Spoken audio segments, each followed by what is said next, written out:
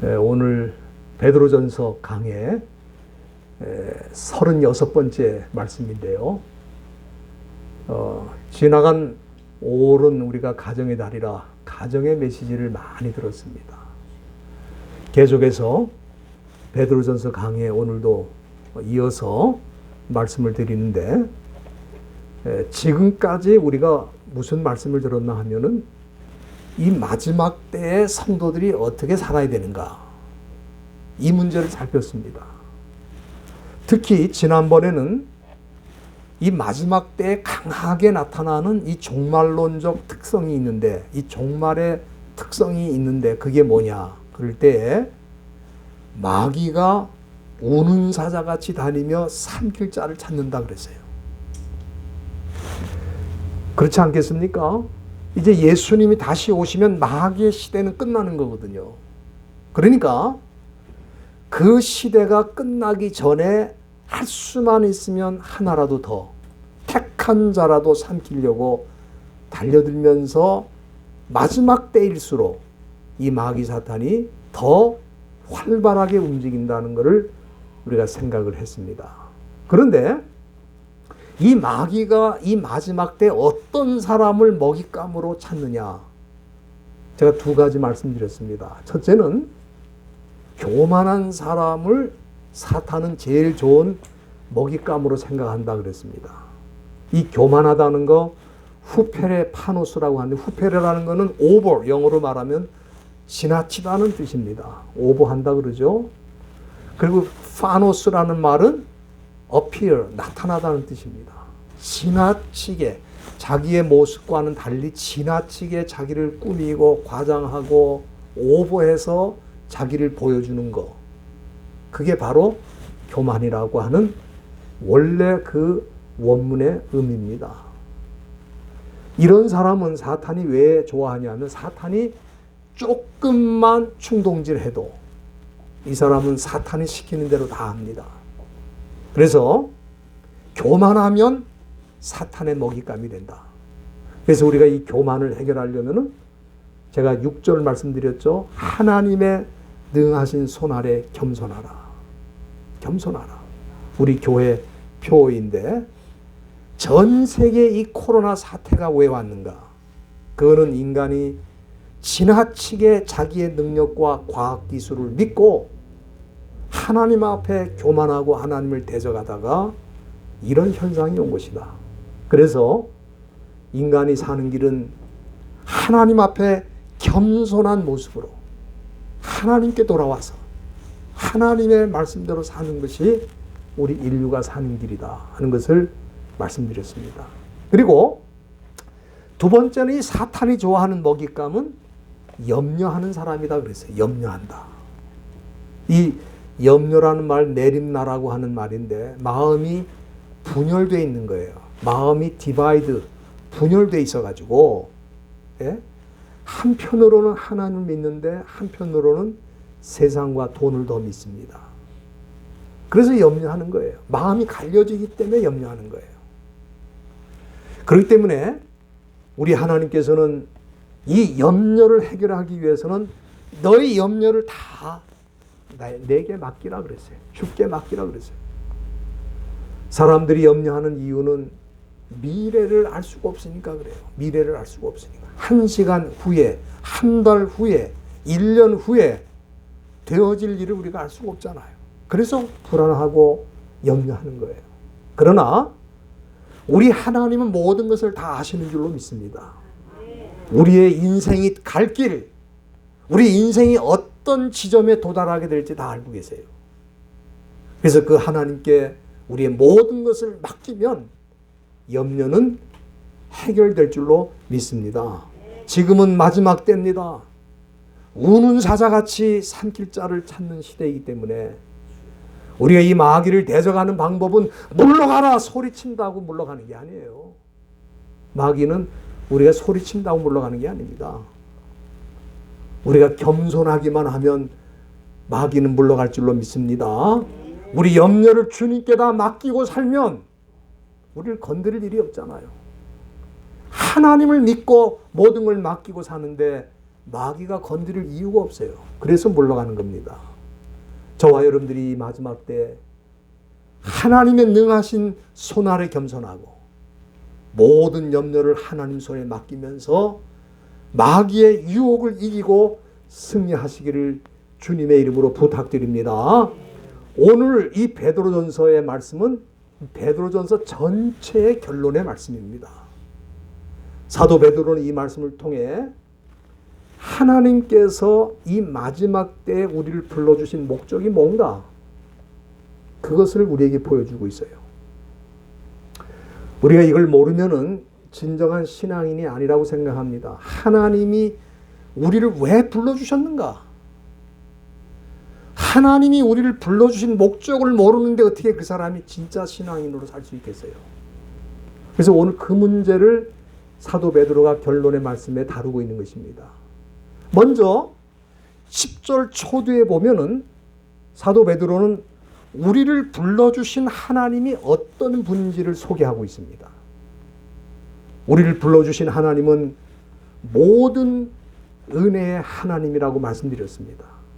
그러니까 사실 우리가 지금까지 살고 있는 거, 코로나 위기 가운데 수많은 고난과 연단 가운데에서도 살아남아서 지금까지 이르게 된 것은 다 하나님의 은혜인 줄로 믿습니다.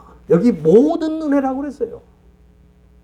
내가 받은 모든 은혜는 하나님이 주신 거예요. 그런데 이 하나님이 바로 우리를 불러주셨다 그 말입니다. 여러분들, 우리는 하나님의 은혜가 아니면 한순간도 살 수 없는 존재들입니다. 여러분들 한번 생각해 보세요. 우리 공기 돈 내고 마시고 있어요? 공기 지금 공짜로 다 마시는데 이 지구상에 공기가 없으면은 그 어떤 사람도 생존할 수가 없어요. 저는 숨 쉴 때마다 감사해요. 왜? 이 공기를 하나님이 우리에게 허락해 주셔서 숨을 쉬고 있으니까.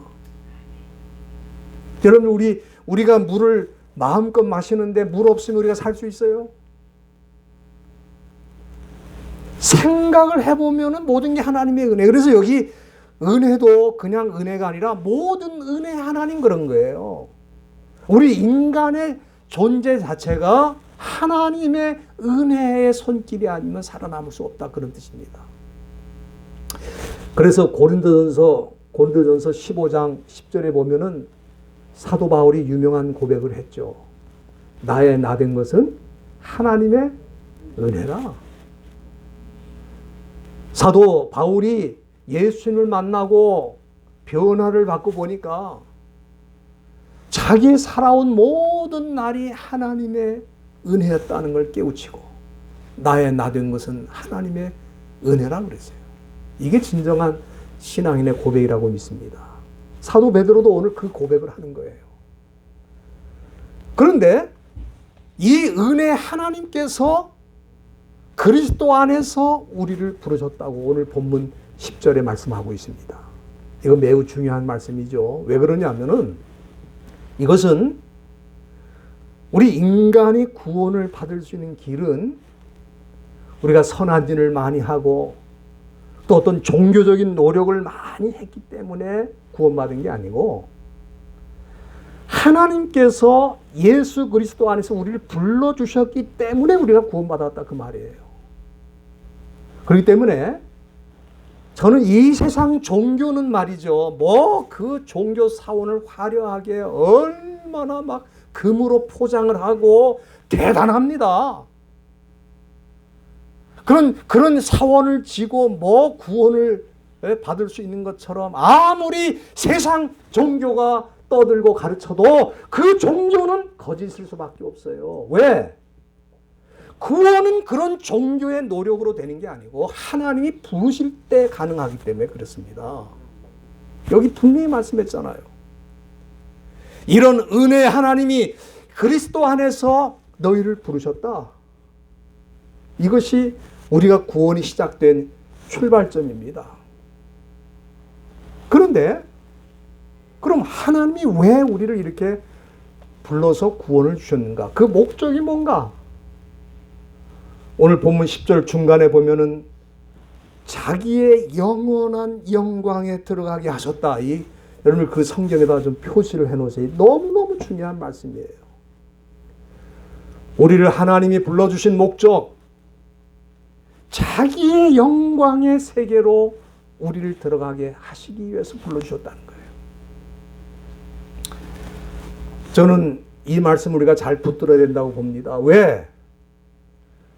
우리가 구원받은 목적은 이 세상에서 높은 자리에 올라가고 돈 많이 벌고 유명한 사람이 되는 게 목적이 아니라 이 말이에요.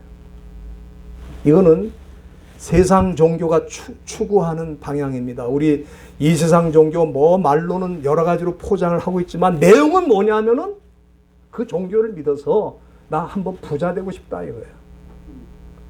나 한번 높은 자리에 올라가고 싶다 이거예요.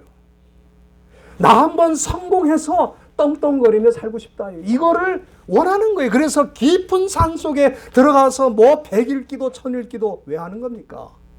목적이 어디 있어요? 그러나 기독교는 그렇지 않다 이 말이에요. 기독교는 우리 하나님이 우리를 불러주신 목적이 이 세상에서 잘 먹고 잘 살고 이게 아니고 하나님의 영광의 세계에 우리를 들어가도록 하기 위해서 부르셨다 이 말이에요. 얼마나 놀라운 말씀입니까? 그렇다고 해서 우리가 이 세상에 물질이 필요 없다 그런 말씀은 아닙니다. 여러분들 우리 하나님이 우리가 필요한 거는 우리보다 우리를 더 잘하시는 하나님께서 때를 따라 다 돕는 은혜로 함께 해 주실 줄로 믿습니다. 그거는 너무 당연한 거예요.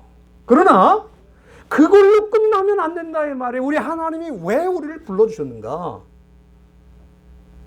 영원한 세계, 자기의 영광의 세계로 우리를 이끌어 주시기 위해서 불렀다 이 말이에요. 저는 사도 베드로는 사실 이 세상에서 이 하나님의 영광이 무엇인지 맛을 본 사람이라고 생각합니다.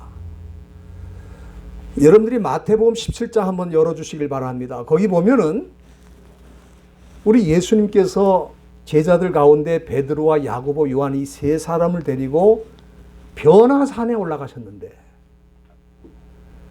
갑자기 그들 앞에서 예수님의 얼굴이 해같이 빛나고 옷이 빛처럼 휘어지면서 모세와 엘리야가 나타나는 그 영광스러운 장면을 베드로가 보게 된 거예요. 생각지도 못한 장면입니다.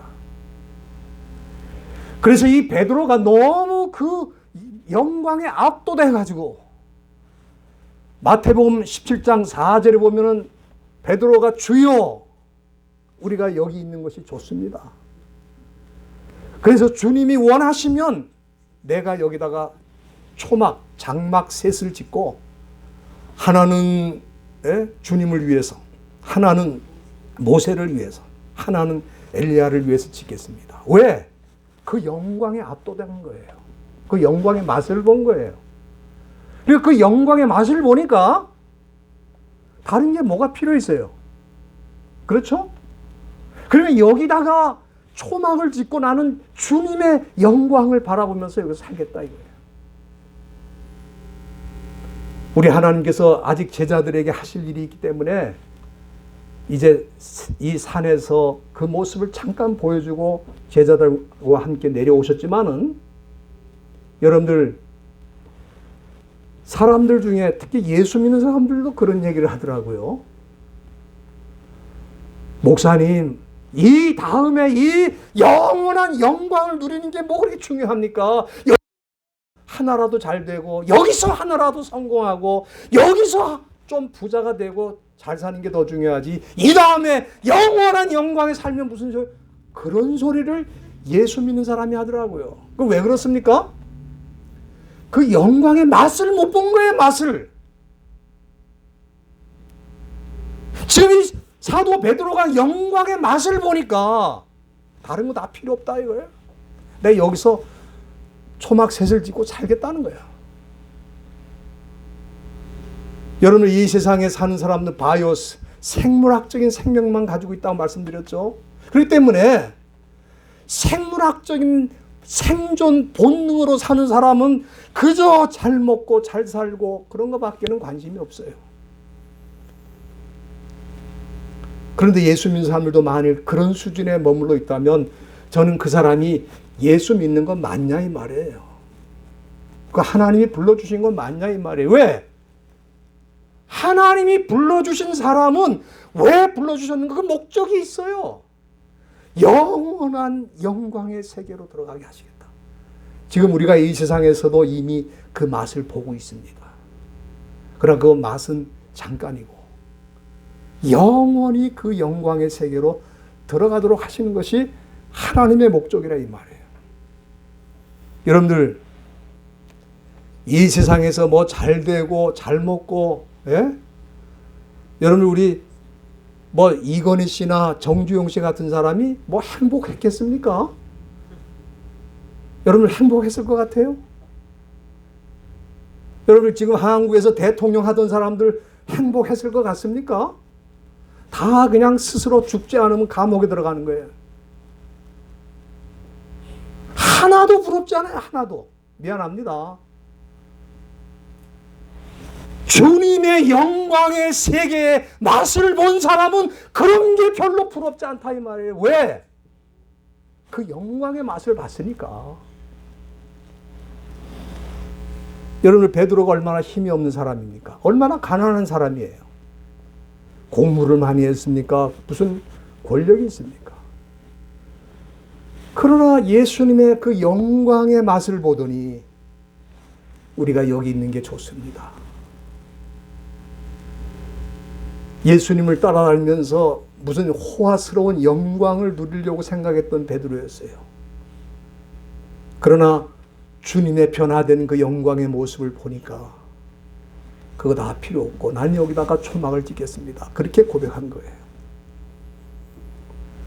여러분들 우리가 바이오스, 우리도 아직 생물학적인 생명을 갖고 있기 때문에 이 세상에서 잠시 살고는 있지만은 그것이 우리 하나님이 우리를 불러주신 목적이 아니라 이 말이에요. 때가 되면 우리 바이오스, 생물학적인 생명이 끝나고 육체적인 생명이 끝나면 영원한 세계로 들어가게 돼 있다. 이 맛을 본 사람은 오늘이라도 당장 그곳에 가고 싶은 거예요. 저와 여러분들이 그런 은혜를 받으신 줄로 믿습니다. 네.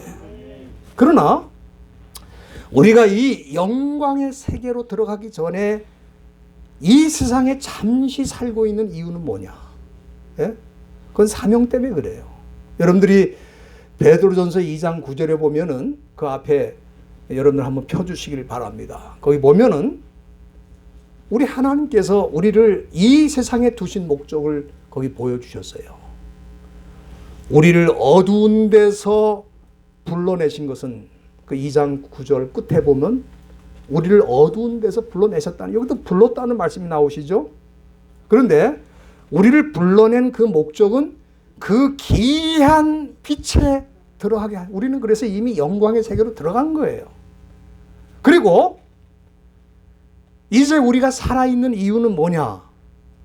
우리를 그 귀한 빛의 영광의 세계로 들어가게 하신 그 하나님이 누구신지, 그 하나님의 아름다운 덕을 선전하게 하도록 하기 위해서 우리가 살아있다.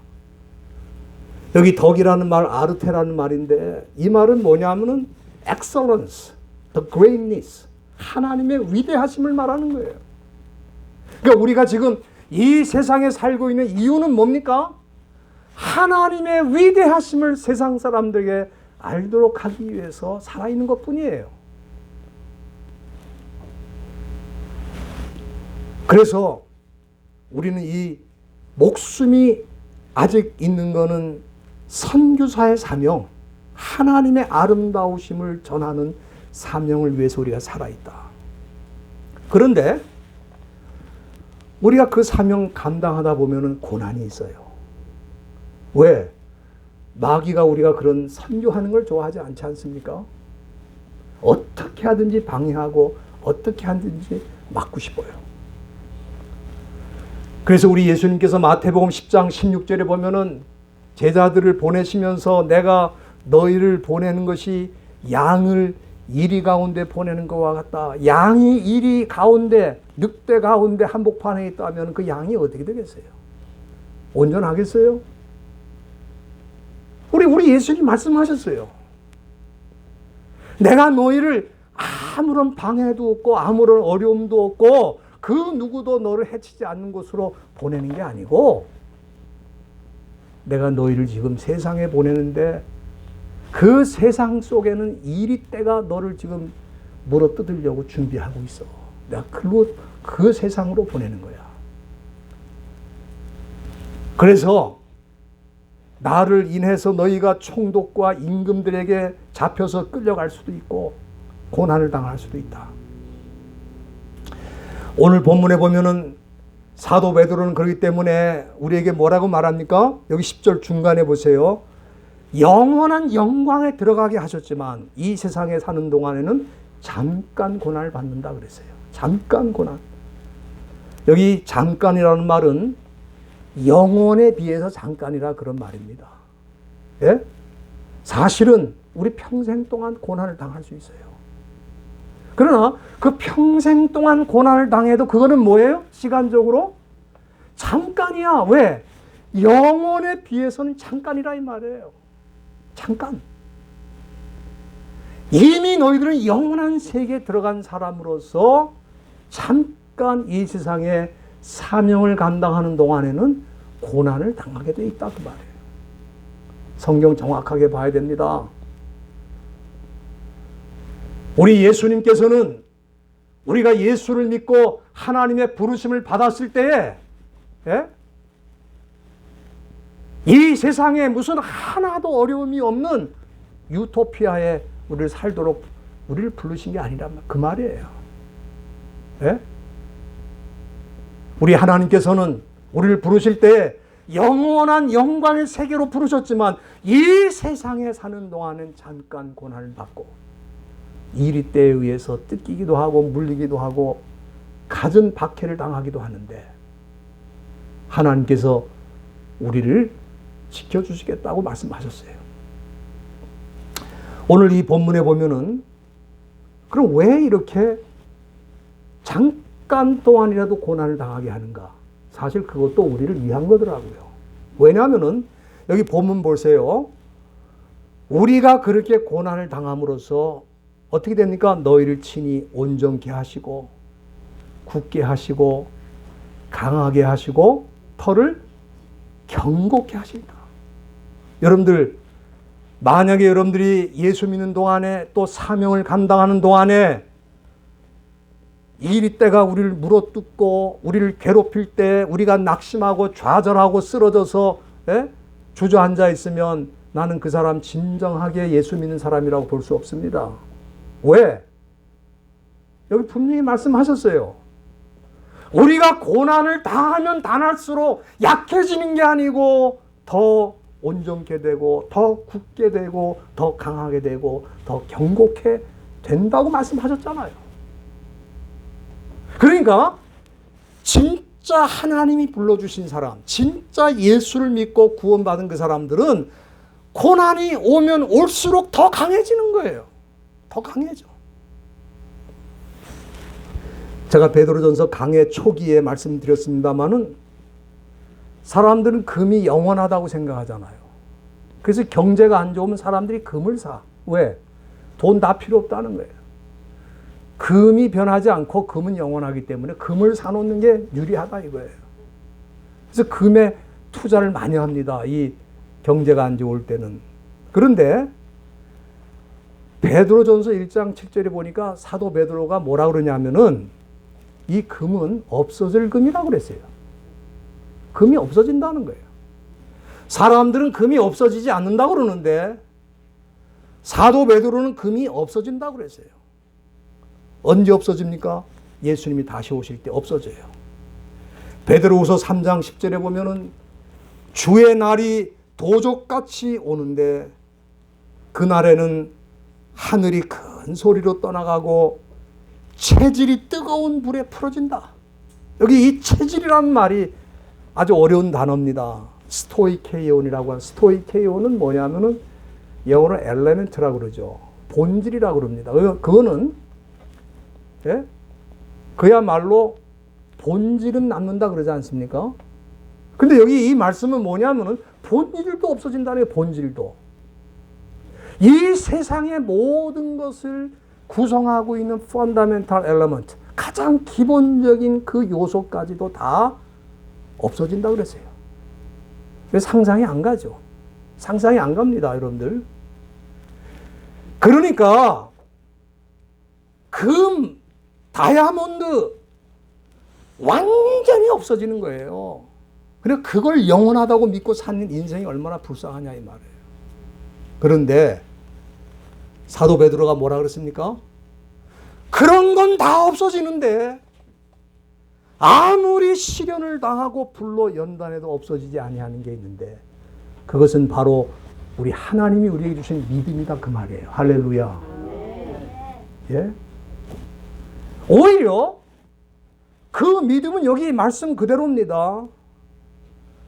그 믿음은 오히려 잠깐 고난을 받는 동안에, 그 잠깐은 평생일 수 있다고 말씀드렸죠. 영혼에 비해서 잠깐이라고 말해요. 평생 고난을 받는데 그 믿음은 없어지지 않고 오히려 더 살아나고 더 강해지고 더 굳세어진다는 게 사도 베드로가 이해하는 믿음이에요. 그게 바로 주님이 주신 믿음이라고. 그 믿음만 남는 거예요. 여러분들이 이 세상을 떠날 때 이미 그걸 경험합니다. 이 세상을 떠날 때에 내게 남는 거 아무것도 없어요. 아무것도 없어. 다 없어지는 거예요. 예? 사람이 죽으면 요즘 화장을 많이 하는데 화장터에 가면요. 그 화장터에서 일하는 사람이 수지 맞는다는 거예요. 왜? 그 화장하는데 그 사람이 이에 꼈던 금은 그냥 남으니까 그 수입이 대단하다는 거예요. 그러니까 금은 영원한 줄 안다니까 사람들이. 금도 없어진다 이 말이에요. 뭐만 남아요? 믿음 하나 남는 거예요. 그 믿음이 진짜라면 환난과 핍박과 고난을 통해서 그 믿음이 더 강해지고 더 살아남고 더 빛이 나고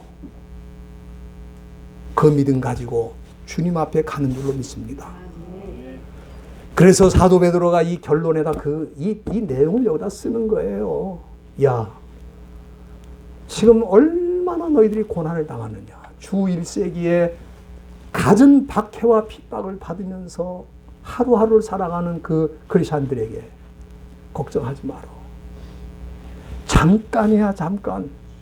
그리고 너희 믿음이 하나님이 너희를 불러주셔서 주신 믿음이라면 그런 일을 당할수록 더 강해지고 더 굳게 되고 더 견고하게 되니까 염려하지 말라 이 말이에요. 이것을 믿는 사도 베드로는 본문 11절에 뭐라고 말합니까? 권력이 세세무궁토록 그에게 있을지어다. 아멘. 즉 그렇게 결론을 짓고 있어요. 이게 무슨 얘기냐면은 왜 사도 베드로가 여기다가 이 권력이라는 말을 썼을까? 권력이 세세무궁토록 하나님께 있다 그 말이거든요. 왜 권력이라는 말을 썼을까?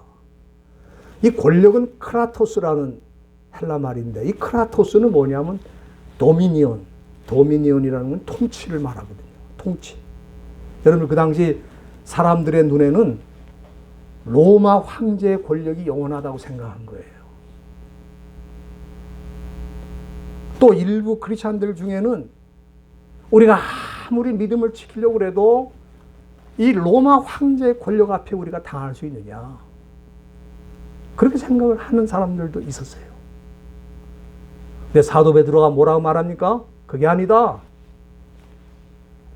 로마 권력은 잠깐이야, 잠깐. 오래될 것 같고 끝나지 않을 것 같아도 잠깐이야. 하나님의 통치만이 영원무궁하다 이 말이에요.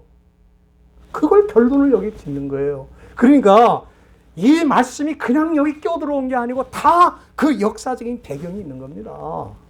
여러분 지금 우리가 사는 세상도 그래요. 뭐가 영원한 게 어디 있어요? 여러분 영원한 게 있습니까? 이 세상에? 대통령 권력이 영원합니까? 이 세상에 영원한 게 어디 있어요? 다 잠깐이에요. 하나님의 통치, 하나님의 다스리심만이 영원하다 이 말이에요. 그걸 고백하는 거예요. 오늘 우리는 이 베드로전서 전체 결론의 말씀을 들었습니다. 하나님이 어떤 분인지, 그런 하나님이 우리를 왜 불러주셨는지. 여러분 우리가 하나님이 우리를 불러주신 목적을 너무 싸구려 취급하시면 안 됩니다. 그저 이 세상에서 부자가 되고 이 세상의 높은 권력을 차지하고 이 세상에서 화려하게 사는 게 그 목적이라면 예수를 왜 믿겠어요? 부자 된 사람 많고 예수 안 믿고도 권력 잡은 사람 많잖아요. 그게 목표라면 우리가 왜 예수를 믿겠어요? 그거 아닙니다. 우리가 예수를 믿고 하나님의 부르심을 받은 것은 그의 영원한 영광의 세계로 들어가는 것이고 이미 우리는 그 맛을 이 세상에서 지금 보고 있는 것입니다. 그러나 우리의 바이어스, 우리의 생물학적인 생명이 끝나기 전에는 사명 감당하라고 이 세상에 사는 건데 사명 감당하는 동안에 마귀 사탄의 갖은 도전과 박해와 어려움이 있어도 그거는 우리의 손해가 아니고 우리의 믿음이 더 굳세지고 강해지는 과정이다 하는 것을 보여주고 있어요. 저와 여러분들이 이 믿음으로 끝까지 승리하셔서 하나님 앞에 서시기를 간절히 바랍니다. 하나님 아버지,